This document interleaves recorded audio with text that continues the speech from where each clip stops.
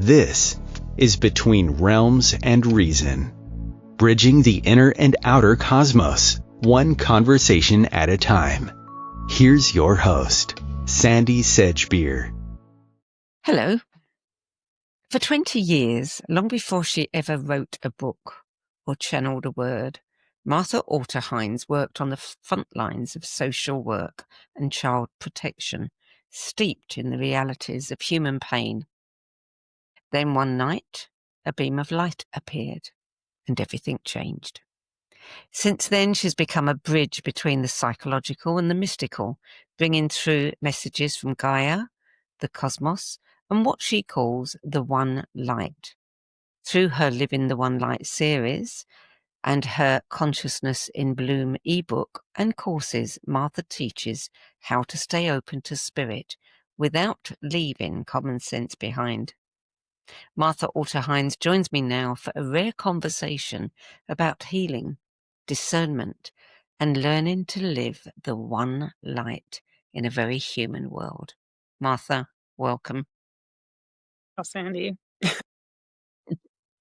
So you spent decades as a clinical social worker specializing in trauma and child abuse prevention. What first nudged you toward spirituality? And what was the moment that made you leave that world behind? What nudged me towards spirituality? Well, first of all, I just want to say nobody's ever introduced me like that. So that's very touching. Definitely on the verge of crying. That's so beautifully. Thank you. um, but yeah, let's see. Probably I was first nudged towards spirituality, given that I was born in Thailand and I grew up in South Asia. And my first home was Bangladesh, and then a little while later I lived in Pakistan, and I was very close to my my ayahs, my nannies, who were, South Asian women, and especially my ayah, wow, I'm like, woo. Um the person who was my nanny in Pakistan ended up, well, long story, drama involved, but ended up becoming my stepmother. And so she really was my second mother. And yeah, I met her when I was 7, when we were living in Pakistan. So, somewhere in there, it's all just in the field, in that part of the world, very powerfully. And in my relationship with her, I think a lot of things got sparked. It Yeah. sounds like there were a lot of cultural influences on you, Mhm. and with them, sort of spiritual influences, but many different ones. Mhm. Yeah, definitely. Yeah. Did you find that confusing or interesting? No, it was natural, and I loved it, actually. I mean, this is actually a whole aspect. I've gotten interviewed several times, including just a couple weeks ago, about my story, and I'm realizing this is a part I haven't really talked about much. I loved it. Like, my stepmother was obviously Pakistani, but she was Catholic, which in Pakistan is extremely rare. Her family originally, before partition, had been Hindu. So, which, you cannot be in Pakistan. You would be killed, literally. And so she carried this lineage of Hinduism, but then also Christianity, but then also this sort of, well, definitely a connection to the Islam, and also her own very powerful relationship to the spirit world. I would say more in a kind of like village, like very earthy village way. And she was not educated in the traditional. I actually taught her how to read when I was 8, and I taught her how to read English. Well, yeah, she had gone to school for kindergarten as a child, and then her family was very poor, and she wanted to go to first grade, but her parents beat her, wouldn't let her go. So yeah, so she didn't have, what we would consider traditional education, but she was extremely tapped in, very, very connected. And so anyway, when I was in Pakistan, both as a child and then later, she took me to a mosque and she took me to her church, which was in Pakistan. Even the Catholic Church was segmented similar to a mosque would be, with the men in one area and with women in another area. And when we were in the United States, all of her friends typically were Hindus from India. And so she took me to a lot of Hindu services too. So I grew up, seeing kind of everything. And Yeah. I loved it. It was very natural for me. Yeah. So you've described a night when a beam of light surrounded you. How old were you then, and what happened, and how did it change your sense of what's real? Yeah. So that was, fast forward a whole bunch of years. That happened in 2012, just after my younger daughter had been born. So let's see, how old was I at that point? I was 35, and I had left my marriage in November of 2011 when I was pregnant with my younger daughter. And so I was in this moment of my life where I suddenly was a single mom. I had a 5-year-old and a newborn, and I was a clinical social worker. I was a therapist at a nonprofit. So I was working full time, but nonprofits don't pay social workers very much money at all. So it was very, very difficult financially, and I had no help. I was paying for daycare. I was paying for everything completely on my own, and it was not working. I mean, I couldn't afford to eat even for myself. So I would go and buy my 5-year-old food, obviously, and I had food in my house, but I had this experience, which I wasn't even conscious of it at the time, where I would go to bed having fed my 5-year-old dinner, but I knew I couldn't really afford the food. So I would lie there nursing my baby, and I would be thinking about dinner so that so I could somehow avoid needing to eat it. This wasn't a conscious decision. It was just sort of a survival thing, which I look back on now and just my jaw drops. I mean, I can't even believe I did that to myself, or anyway, that I was in that situation. It was not fun. So I was very, very, very scared, obviously. And yeah, what happened one night, and then it continued to happen for the next few years, was I was lying there nursing my baby. My 5-year-old was asleep, and I was very scared. How in the world am I going to do this? And I had this beam of light descend on my body and basically take me up into the light. And the light began to speak to me and essentially said to me, let yourself be held in the light, let yourself be soothed and healed, and just let us take over, us meaning the light.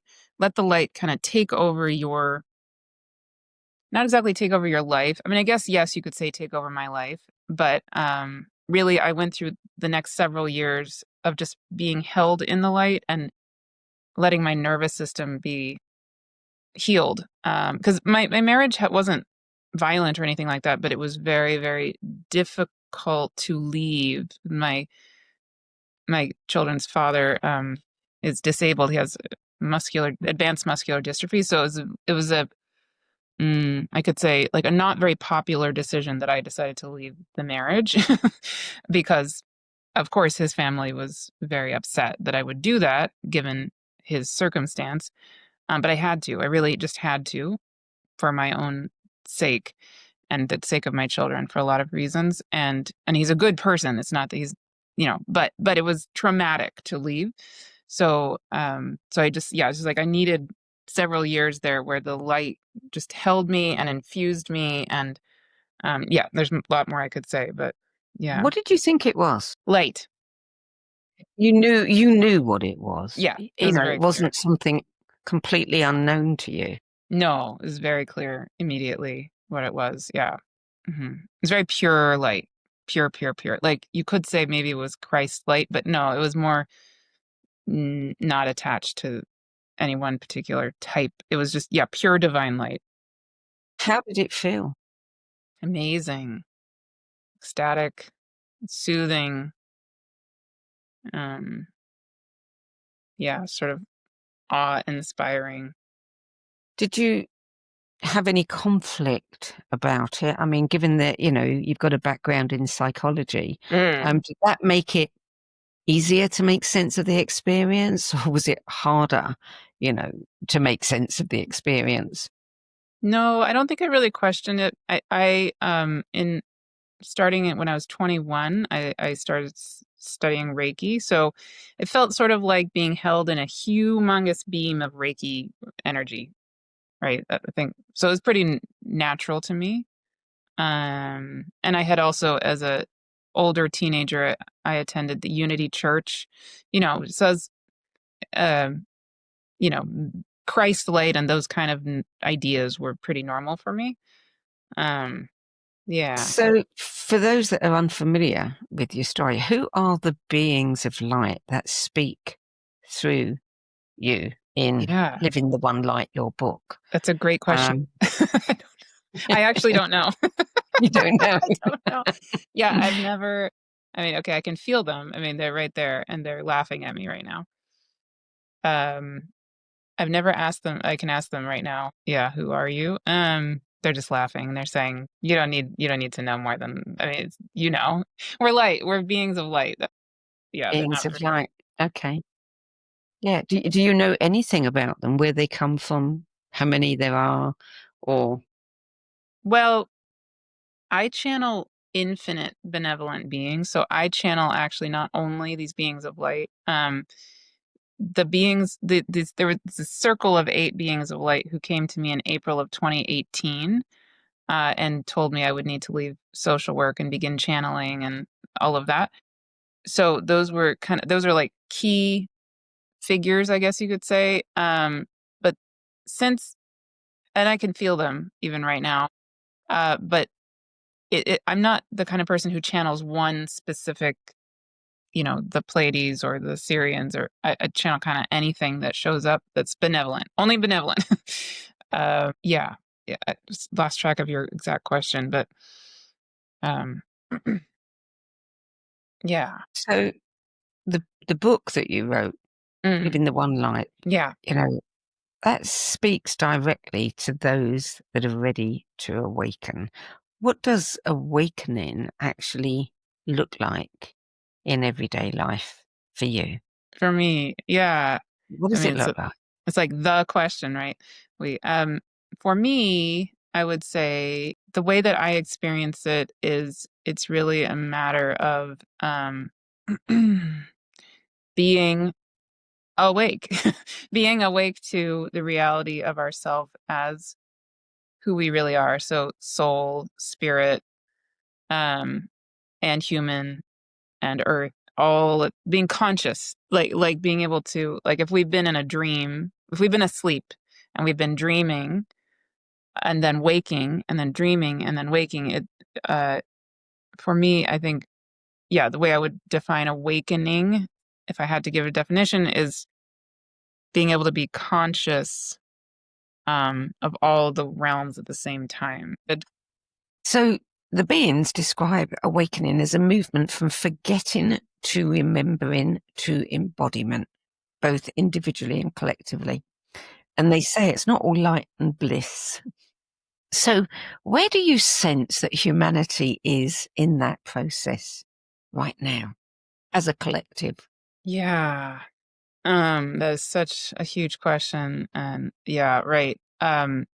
My feeling about it. To me, I guess the simplest way I feel it is like, let's say a child is asleep and they've had a bad dream and they're just starting to wake up, but they're still sort of in between the dream state and the waking up, and they're still getting scared, like um, jumpy, because they, just had this dream that, I don't know, a wolf was chasing them or whatever it was.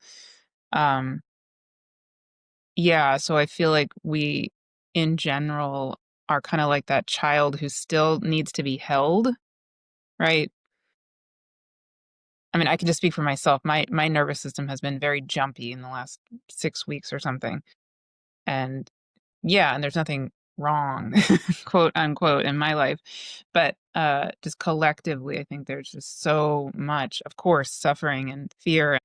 And there's a part of us, the more higher part of us, that knows the bigger picture, like the parent is the parent who gets it, that this has been a nightmare in the time of forgetting. Um, and so we are that consciousness, we are that awareness, and we are the child waking up from the nightmare at the same time, which gets tricky, right? It's the sort of a challenge of being human right now. Is we're here to be the parent, I think, holding the collective. Most of us, if you're watching this recording, probably you're one of those beings. I think most of us are. And we're human. So we're experiencing it also. It's like, wow. Yeah. Right. Mm-hmm. And, as humans who've been subjected to a lot of human conditioning, this period of time that we are in now, this transitional time, is so far beyond anything that we've ever heard about or expected, that, it's really taking people to places they've never been before. Mm-hmm. And I think that there's a lot of fear and anxiety around that, Mm-hmm. because we're leaving something behind, but we've got no idea what we're moving towards. Yes. Do you have any clues there? Of where we're heading, what we're heading toward. Mm. Yeah. I mean, I can relate to that very personally. Yes, absolutely. Right. It's a real leap of faith. Like is it okay if I first contextualize my own life and then go to the bigger picture? That's kind of where my awareness is going. I mean, I'd say for myself, right? My guide. So at this point, since 2018, when the spirit of that circle of 8 spirits came to me and said, you're going to need to leave social work and start channeling. And then a year later, I did leave my job. Ever since then, everything I do is basically guided by them. And especially in my work, absolutely everything is guided by them and channeled by them.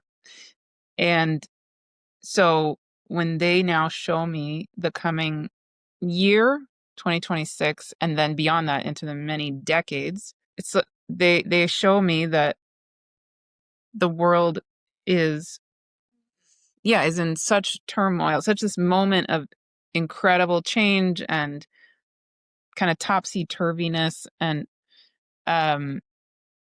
is like that child waking up from that dream. And so what they show me that my role is supposed to be coming in the coming year, but then also even in the coming decades, they keep telling me you need to get hands off from like more direct work with people. And so they've had me being, restructuring my business and which is very, very scary for me on a human level. Like, what are you really? Yeah. And they're showing me that they need me to be like way back here. So I can hold space for everything, for the whole world, and really actually for all of existence.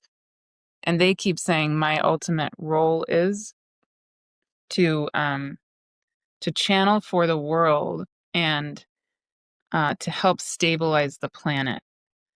So again, similar to that feeling of the parent holding the child who's waking up from the dream.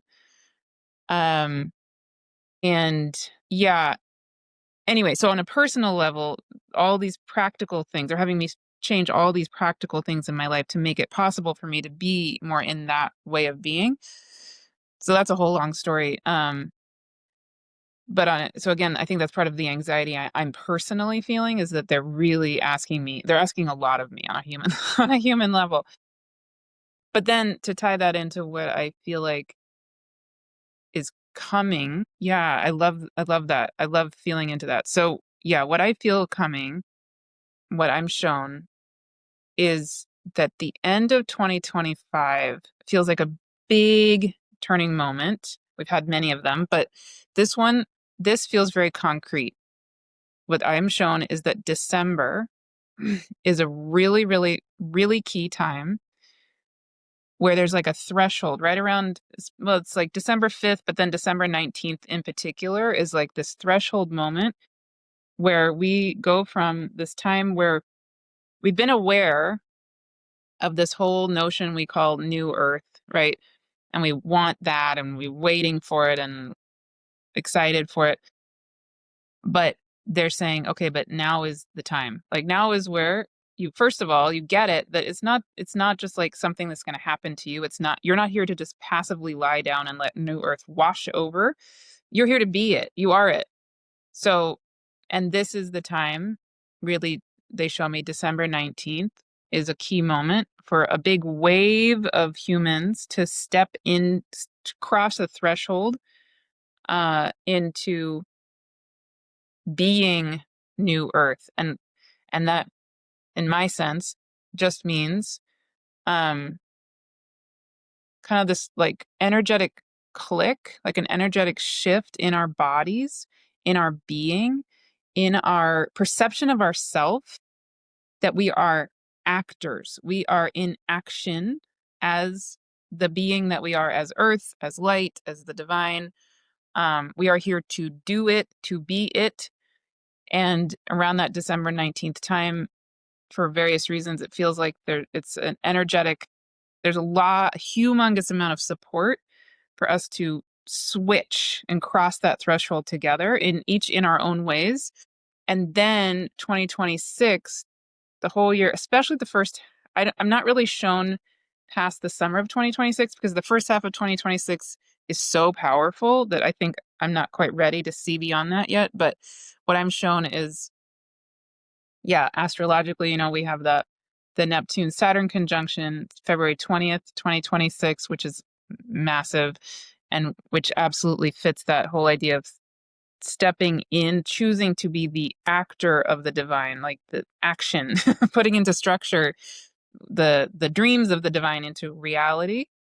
And then June and July of 2026 are huge. And I would say actually even August.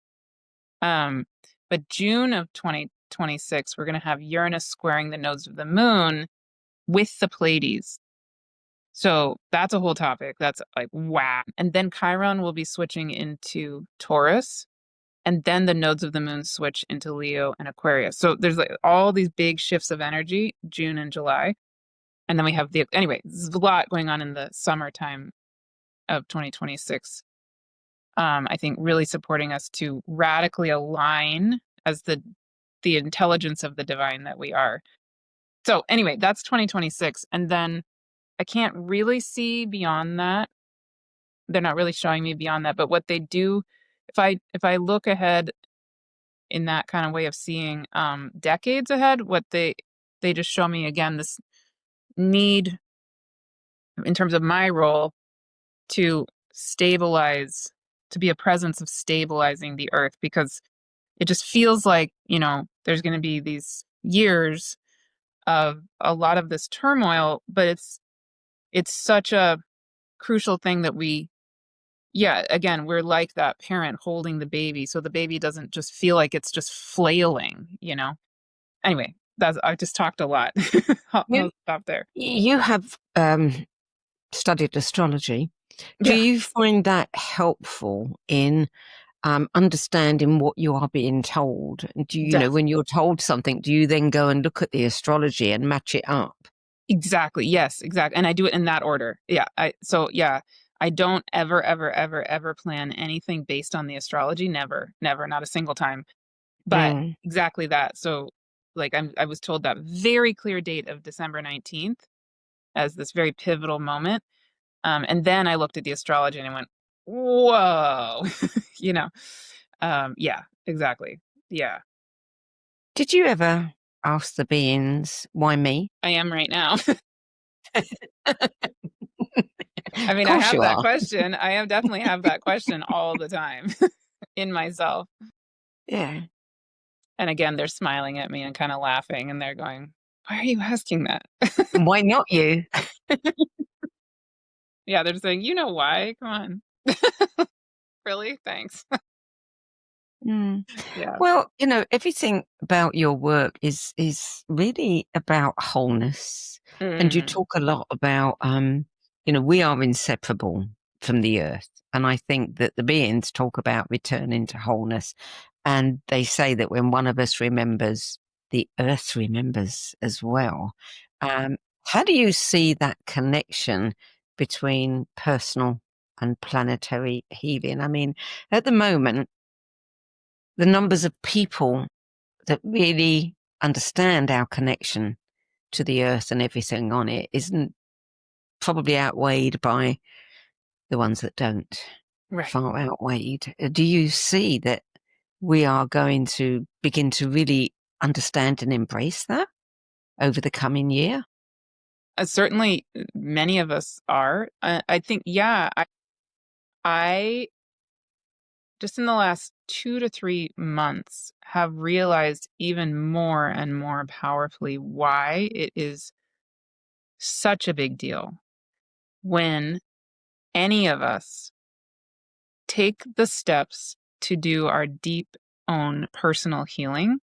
So one way that the spirit world has talked to me about it recently. So the last eclipse season we just had in September of 2025 was a very powerful eclipse season, really supporting us. And actually, the one coming in February and March of 2026 follows up on that one. It's the energies there for me were really powerfully supporting us to radically release uh, our karmic notions of what it is to be a healer. All the Virgo South Node stuff, right? So, like, what it is to be a healer, if we have had past lives being persecuted as a healer, plus any and all self-doubt, any and all notions I'm not good enough, on and on and on and on. And I saw in my community, I can't even count the number of people who, I mean, really, I was so moved by the deep transformation I witnessed in people. And what the spirit world was saying to me during that time is, you all are the low hanging fruit, basically, right? So we ideally would want everyone on the planet to have that kind of transformation and that kind of healing. It doesn't happen like that, we know, typically. And if anyone on the planet can do it, it's people ready to do it, which are probably a lot of people watching this video. And so if we don't do it, who's going to do it? And you and I talked about this when I interviewed you a couple of weeks ago, that kind of going along with that, another thing that I've been really sitting with and reflecting on is our world typically has had a lot of, you could say, role models out there who are not people we would want to model ourselves. Like most movie stars or rock stars or whatever, probably not the most emotionally healthy people. And so if we're going to be, well, like Jude Currivan, who you're friends with, she says soul models instead of role models, right? Like, we need soul models, literally. Yes. And every single one of us has the capability of being a soul model, right? So, and if we don't do that, what are we, that's not helpful. Yeah. Mm. Yeah. So in your series of books, in one section, The New Human, you write about becoming fully human and fully divine. I some years ago just had a download of thought that we're not here to transcend the human. We are here to integrate the human with the divine. And I think you're now talking about being fully human and fully divine. What qualities define that new human? And this is so funny because I have recently read my books and I haven't. So, this is really, really funny. I don't remember saying that. I mean, and if it's if it's the channeled books, then I don't even remember what's in them. No. Yeah. But yeah, to answer that, when you're bringing that up, of course, I'm thinking of Lee Harris, which wrote The Future Human, and who you're friends with, right? So yeah, and what I love, I've told you this before too, one of the things I love in his work, resonate with so powerfully, is his emphasis on the fact that we are, many of us healers or blah, blah, blah, all of those things, but we are human. We really need to be fully human and to not try to transcend that. That doesn't even make any sense. Yeah. So again, similarly to this whole notion of being a soul model, it's like so relieving when I hear Lee really accentuate the fact that we are humans and that he is a human, and any and all of us who are out there doing this kind of thing are all still human. you know, that's relieving for me because, first of all, I feel in my body, okay, I don't need to be perfect because obviously I'm not. Um, and I think it is empowering for everybody to be remembering that, because we've been in a mode in the past however many decades or centuries where we look up to somebody on a pedestal, and then it's like impossible to attain that thing, whatever that thing is, which again, it does not feel helpful. So that's a whole topic. But in terms of what it is to be more human, or fully human, what's tied in there for me also is the reality that we are earth, we are bodies, and I think it's so funny and interesting that a lot of the time when we talk about what it is to create new earth, there can be a kind of disembodied feeling about it. And then I went, wait, that phrase even has the word earth in it, like new earth. We're not here to, and if we're here to create new earth, we're not here to be out of our body. We're not here to just float or something into light. Gaia is doing this as us, with us, so that the more and more and more we can fall back in love with her and fully help our spirit land into our human earth animal body. Yeah, again, so much more I could say on all of that, but that's part. You channel Gaia, don't you? Mm-hmm, mm-hmm. I want to say, what's her opinion of what is happening in the world, to the planet, to the earth today? I mean, she must be pretty pissed. Yeah, exactly. I mean, yeah, right. I think, first of all, I would say we all are Gaia, right? We're literally made of her. So I think you feel it. You feel what she feels. Yeah. Our bodies know what she feels because we are her. But yeah, when you asked me that, what I will say this in slightly veiled words, but you'll get the point. Last November, at the time of an event I won't overtly name here on YouTube, but everybody can guess what that is. I was personally very, very, very determined. Like, I really wanted a certain outcome of this thing happening a year ago, November. And I went into deep prayer. I lit a candle, I lit incense. Like, I was on that day, I really wanted something to happen, a certain thing to happen. Okay. Very strong opinion about it. And I still do, the human me. But I went into deep, deep, deep prayer. I started crying. I was like down on the floor, like praying. And what happened is Gaia rose up in front of me, and she was pissed. She was angry. And this is what she said to me. She said, the point, like, I get it why you want what you want, but the point is, either way, oh no, you meaning everybody, not just me, you are so out of balance with regard to your relationship to me. And it doesn't matter who wins or doesn't win or da da da. I mean, yes, it does, but the point is, either way, You have to come back to the rhythm of me, the reality of yourself as me, the balance and harmony of what real life is. Because even if such and such and such wins, you're still not honoring me. Yeah.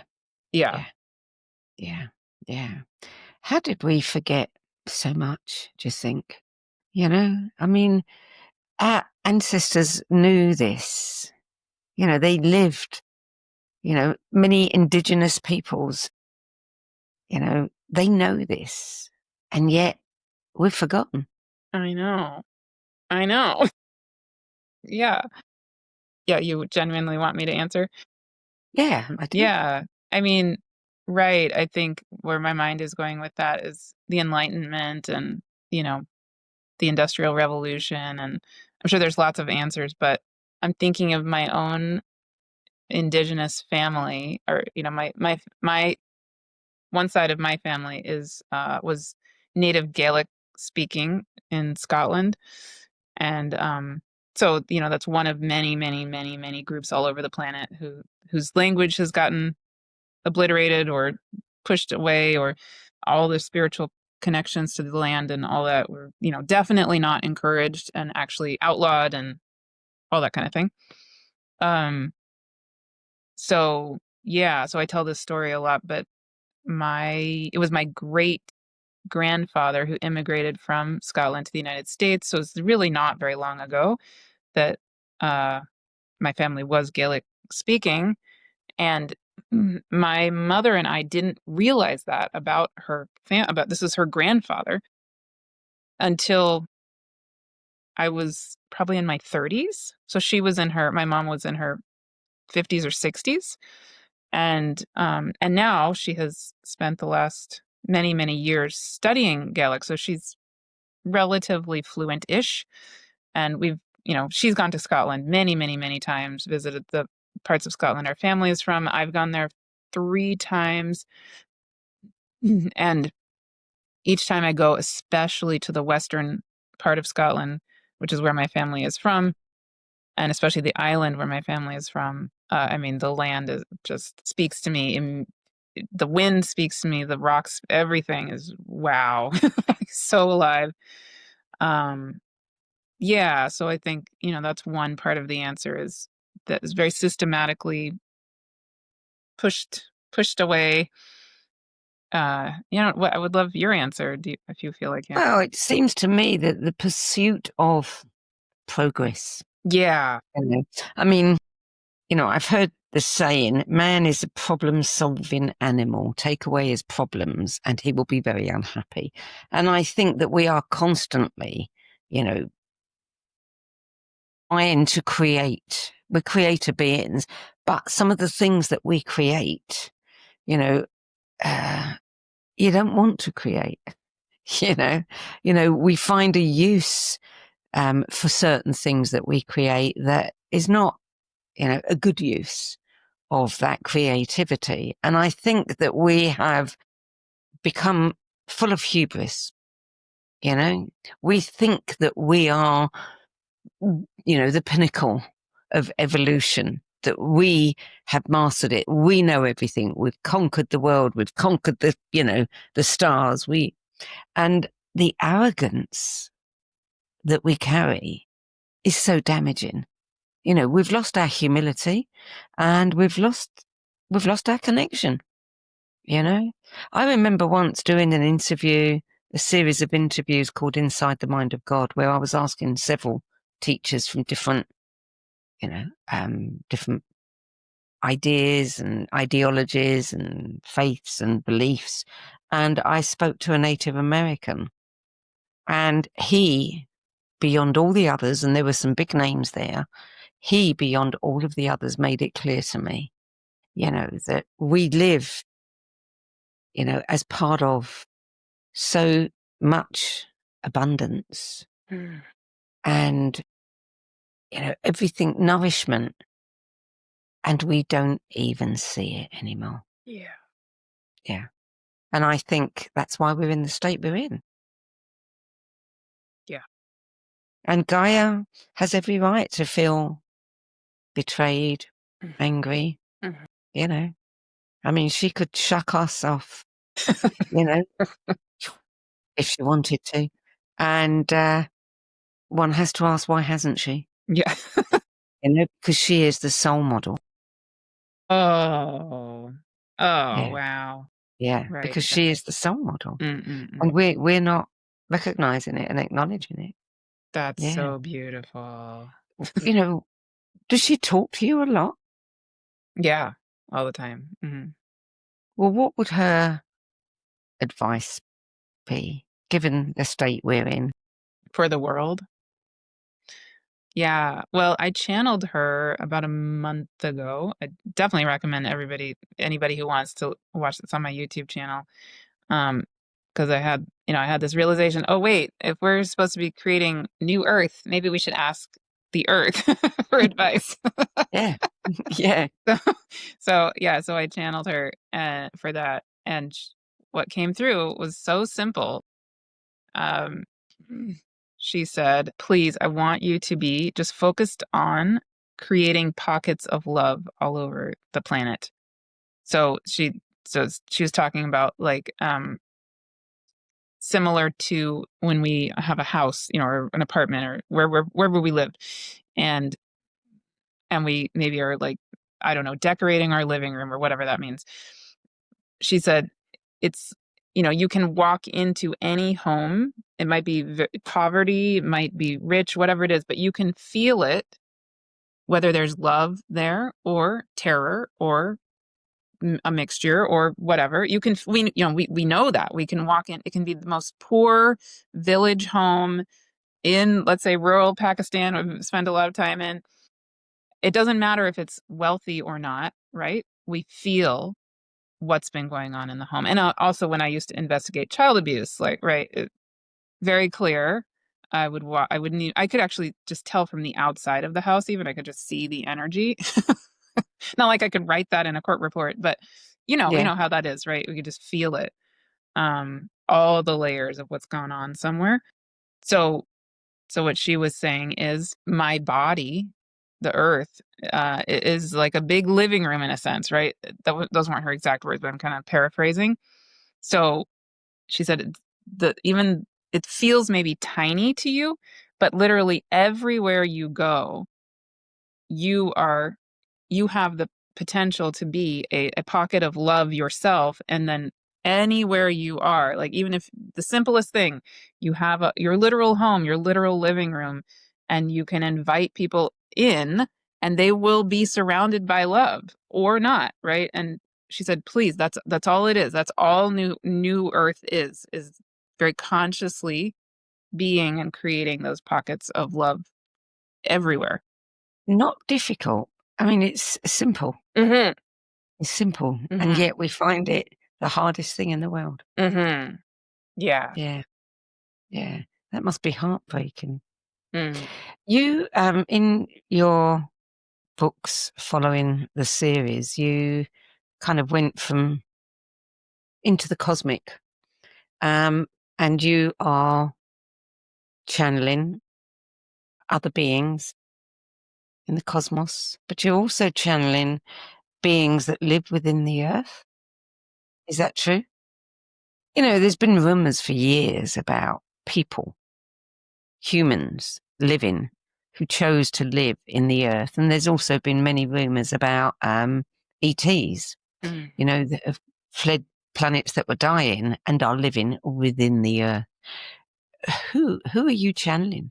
Yeah. Well, yeah. So again, I channel infinite benevolent beings, but I think what you're referring to is one of the really prominent common beings I'm channeling. It's this being he calls himself Ben-Huis. He's the only being I've ever channeled who's given me a name.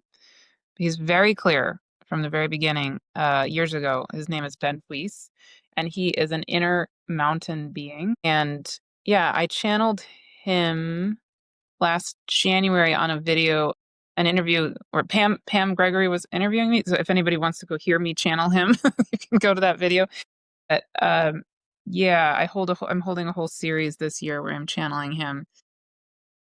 you can ask me more questions, but that's who he is. Yeah. What kind of information? I mean, how is what he is giving you, telling you, different than what Gaia is telling you or what the beings of light are telling you? Yeah, great question. Okay, so I love that.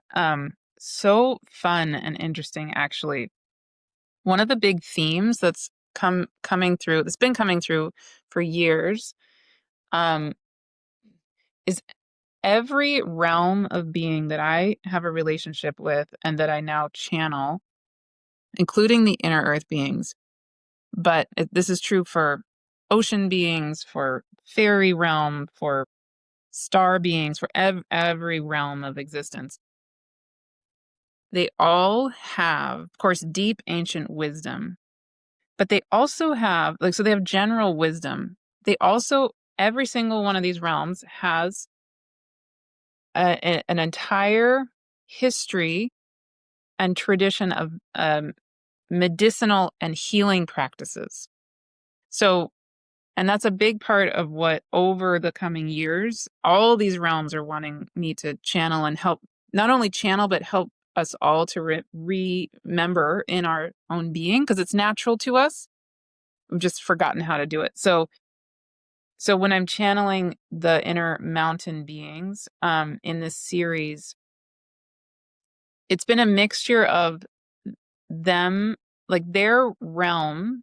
I talk about this a lot in my second interview I did with David Clements, because he and I have uncanny similarities in what the experiences he's had with inner earth beings, and the ones, it's like, it's almost like we've had the same experience. It's so bizarre.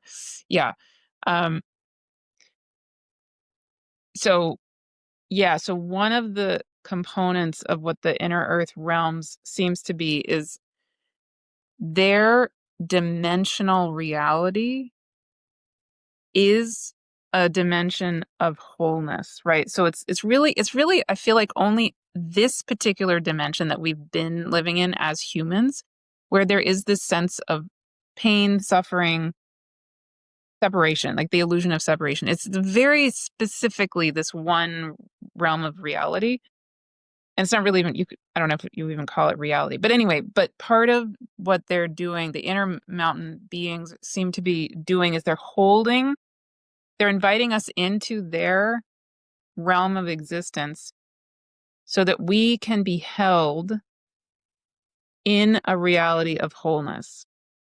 And so for a bunch of months in this series I did this year, it was really mostly about being taken into their realm, their world, and then they created the most beautiful, like a lounge chair. Every person has a special lounge chair under these oak trees, in this magical dimension, basically. And then they come and they help us be surrounded by our own spirit team, and they do a lot of healing work for us. So it's a lot of restoring our nervous system, restoring our own body and being to balance and healing, because we have gone through this time of great forgetting where we've been experienced a lot of trauma for real. So I think the first few months were really just about helping us come to our own restoration. Then what they've been doing, and we could have so many other conversations about all this. Amazing what they've been showing. They then started having us go deep into the inner core of the earth, and we go into the inside of the crystalline core of Gaia, where the light of her heart is. And then we just are there, and we're in the song of Gaia. So she's just like literally reverberating her own vibration, her own song of existence. So again, we're getting restored by that, because it's really the song of our own bodies. And then then what they've been showing us is these inner earth realm, like these chambers inside the earth that are meeting places of infinite realms of benevolent beings. So and specifically, in particular, they are kind of inner chambers where star light and star beings converge with beings of Earth, but then also infinite other ancient wisdom keepers. And so what's happening now in the series, the latest kind of step, is that these what the inner Earth beings have told me for a long time, and then lots of other realms have told me, is that part of what is natural to us as humans and beings of all realms is that we are meant to have regular convenings, like regular, on a very regular basis, we come together as the infinite realms of existence. Like you would have like a conference or something, right? Because that's how we're in continual relationship with each other, and we exchange information, and we chat, and we talk, and we reconnect with the reality that we are all source. We have chosen this kind of experiment, you could say, of the time-space continuum, where we have chosen to individuate and experience ourselves as separate, but then we need to come back together to remember that we are the one, and then we can go back and do more of the dance of creation. Again, I've talked a lot, so I feel like I want to pause there. Is that a prime directive that we have to reconnect to ourselves, to our oneness? Yes. Is that why we're here? Great question. Well, it feels like Gaia, the Earth, seems to hold a very specific role. Like her song, when I'm channeling the inner Earth beings, what they keep saying over and over again is that as Gaia's song goes out through existence, it's a song kind of like a cowbell, like when it's time to come home for dinner. Is that kind of a song of waking not only Earth back up, but all of existence back up. Hey, the time of great forgetting is done. Come back home. The clarion call. That, literally. Yeah. Yes. Yeah. Oh, I'm getting chills. Yeah. And it feels like Gaia has a very specific role in being that clarion call. Like that's part of who she is or something. I don't quite.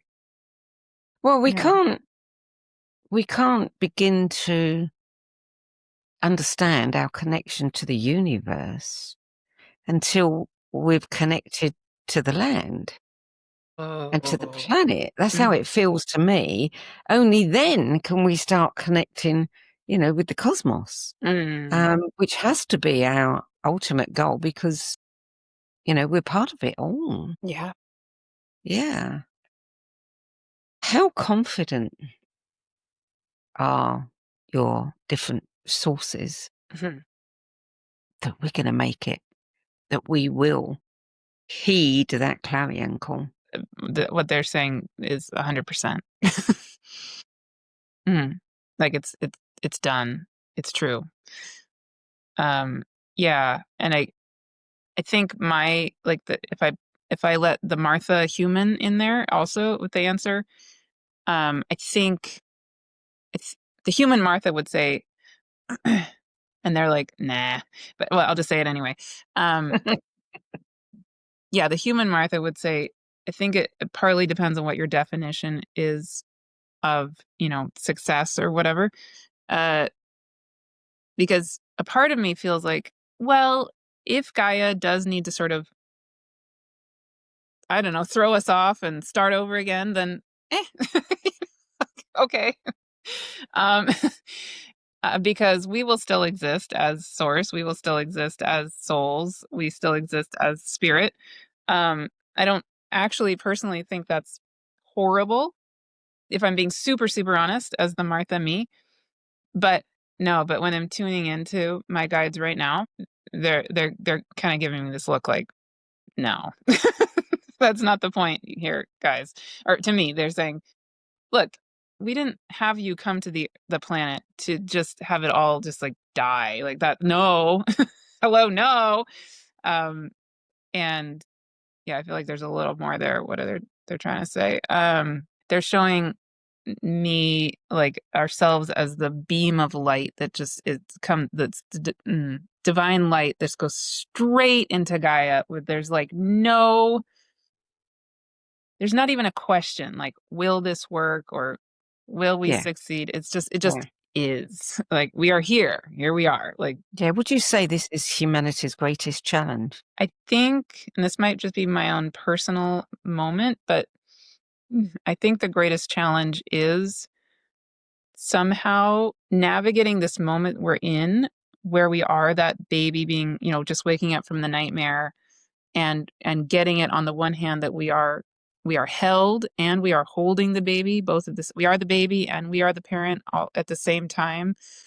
And to somehow, I would say one of the biggest components in that is figuring out tools to help our nervous system, like our literal earth body, be able to regulate in that experience. Because, again, I can speak for myself, but I think it's true for a lot of people. And I talk about this actually in the Consciousness in Bloom book. Again, my background is a therapist specializing in trauma, so I know a lot about PTSD and trauma and all of it. And I think we could all say, yeah, our whole world is probably in chronic PTSD state. So one of the things that I've thought a lot about is our human earth animal bodies are constructed, at least as of now, in a way that if we switch into panic mode, physiologically, it's very hard to come out of it, right? And then if we're in panic mode, if we go into fight or flight mode, even on a neurobiological level, we know this, we go into survival. And that, when we go into survival mode, like if you're running from a bear, you're physiologically, your brain and your body have shut off the parts of you that turn on when you are in your parasympathetic nervous system and you can deeply relax. And we need those parts to turn on. Those are the parts of, like, your the frontal lobe and the parts of your brain and your body that are able to see, to think ahead, to see the big picture, and to allow in new ideas, new feelings, new thoughts. Right. But if we're in fight or flight mode, that all shuts off. Right. And so I think that's a crux, at least one of the biggest challenges we have. So it's imperative that we deal with that. So this year-long course that you're doing with Ben-Huis, what will people be experiencing? And are you channeling Ben-Huis throughout? Or you are? Yeah. So what will people experience? Yeah, and so that series that started last January. It's ending in December, although people obviously can join. The recordings are all there. But yeah, I've been channeling Ben-Huis every month since January, and he guides us into his inner mountain world. We experience what that dimension is like. He takes us inside the actual earth. We've been exploring, what is the inner earth realm, and each in our own ways, and these inner chambers of the earth. And then we get taken through his house and then into this, you could say, this backyard, but it's humongous. And there's these magical oak trees on the mountainside overlooking the Pacific Ocean.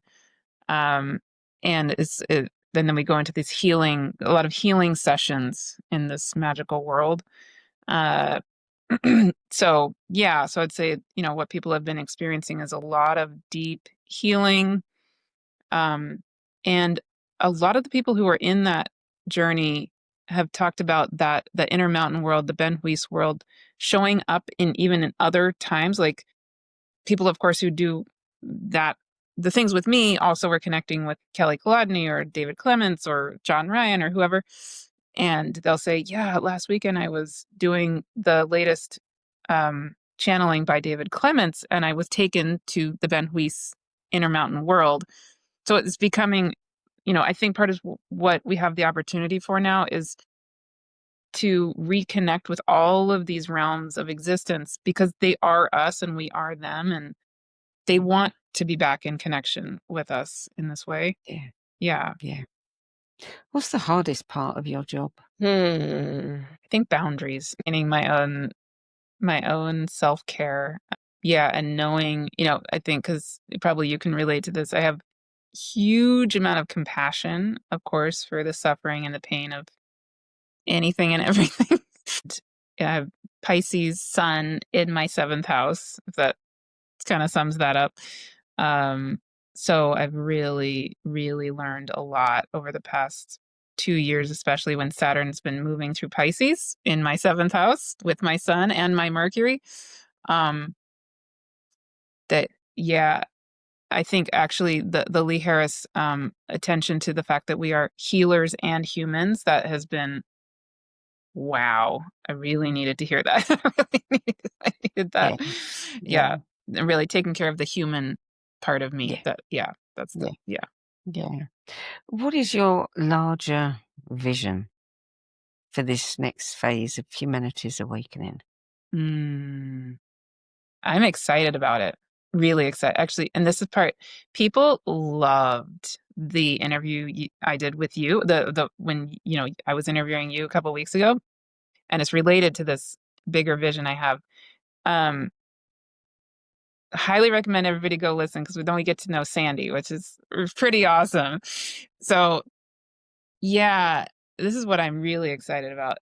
What I feel coming, like I was saying, is that December 2025, but then moving into 2026, the biggest thing I see in my community is this theme of people of all genders and all ages, but especially women who are 55 and older, but especially 65 and older, right? This is the biggest kind of wave of people who tend to come to me.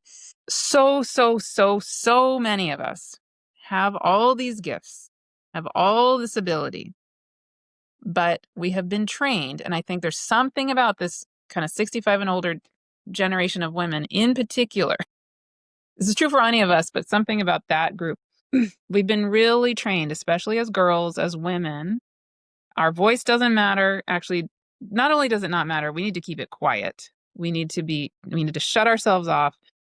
Our wisdom definitely doesn't matter. I mean, how many of us have had that kind of experience, even going to the doctor or whatever, and oh, no, you're being, like, my mom used to tell me, she would take me to the doctor as a child, and, the doctor would literally say to her, oh, you're being an overly sensitive mother. So we've been trained to shut down our own wisdom, our own voice, et cetera, et cetera, et cetera. And what I'm seeing happening now is a whole wave of people have been really working hard to let go of all of that. And at least in my community, but I think this is true probably all over the globe, there is a whole set of us, a whole set of people ready and waiting to step in. Like, it can make me cry. We just, and I think that's true in many situations, that are happening in the world right now. And I think the one thing is, most people lack a leader. They lack the person who says, right, we're going to do this and we're going to do it now. Yeah. And I don't know, what it's going to take, but for whatever reason, humanity does, work better when it's got a leader to follow. I think most people want to do something, they just haven't got a clue what it is. And then what can you say other than, be the soul model yourself? Yes, exactly. And that, but, people actually want to be active. I mean, Pam said something once in one of hers. I was just thinking about Pam. Oh my goodness. She said something about love. I don't know what it was, but it was a really good term that she came up with, that described exactly that and what people could be. If we can emanate that love, that soul model, that is an action. We may not think it's an action, but it is an action. And, that's the least of the actions that we can do. But yeah, someone needs to step forward as the next leader. You going to do that? I mean, yes, I think we all are, right? But yes, no, that's, of course, my guys are, haha, yeah, Martha, we've been telling you this. Yeah, Martha. Yeah, no, get out there. Yeah, I mean, what they are saying is, my role moving into 2026, my one singular directive is I am supposed to be holding space for people to step up to the plate and do it. Right?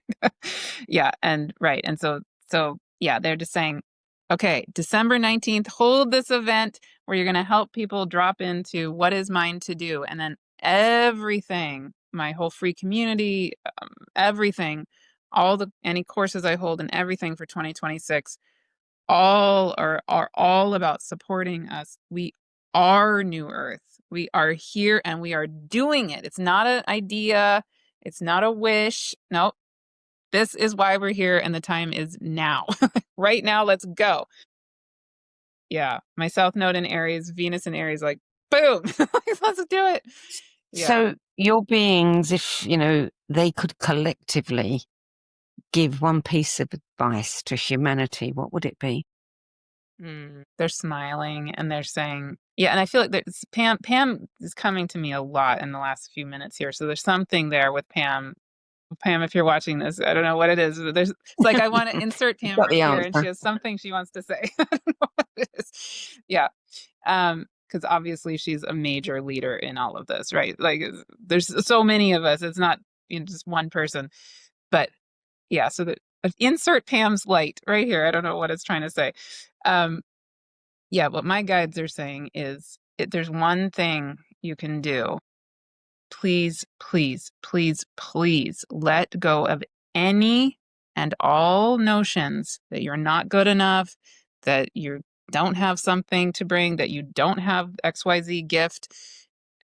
And again, that can make me cry. It's like just this, anytime we feel a self-doubt in any sense, maybe just have a reminder, okay, that is a remnant of the time of great forgetting.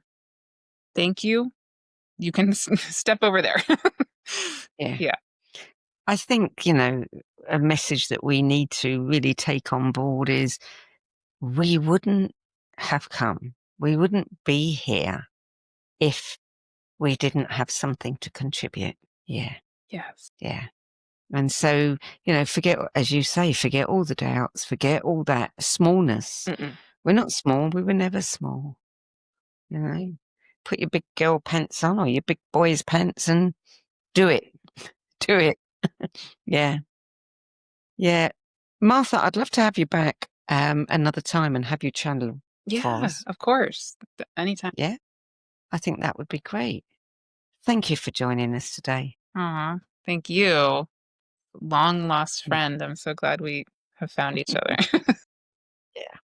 So, from therapist to transmitter of planetary wisdom, Martha Alter Hines' journey reminds us that healing the world can't happen until we stop pretending we're not part of what broke it. Because the truth is, humanity's pain and the planet's pain were never separate. Her message is simple and unmistakable. We're not separate from the earth, the cosmos, or one another. When we remember who we are, the earth remembers with us, and healing stops being something we chase and becomes something that we live. And you'll find all of that in Martha's books and all of her videos as well. Simple message, but profound one. So for more information on Martha Alter Hines' work, books, courses, videos, visit livingtheonelight.com. I'm Sandie Sedgbeer. Thanks for listening to this episode of Between Realms and Reason with Martha Alter Hines and me. I'll be back next week with another conversation that bridges, bridges quantum thought and spiritual insight. Until then, stay open-minded and keep questioning everything, especially what you think you know. Thanks. If today's conversation sparked your curiosity, you'll love our other shows. The Synergy Sessions, where leading-edge thinkers collide in bold, unscripted dialogues that ignite new possibilities. Between Realms and Reason, where we journey into the mysterious consciousness, energy, and the hidden layers of reality, where science converges with spirit in ways you've never imagined.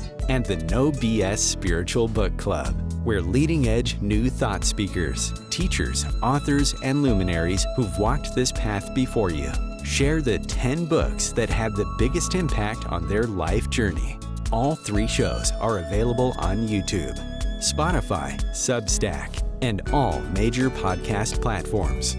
For more information, visit sedgbeer.com. That's SEDGBEER.com.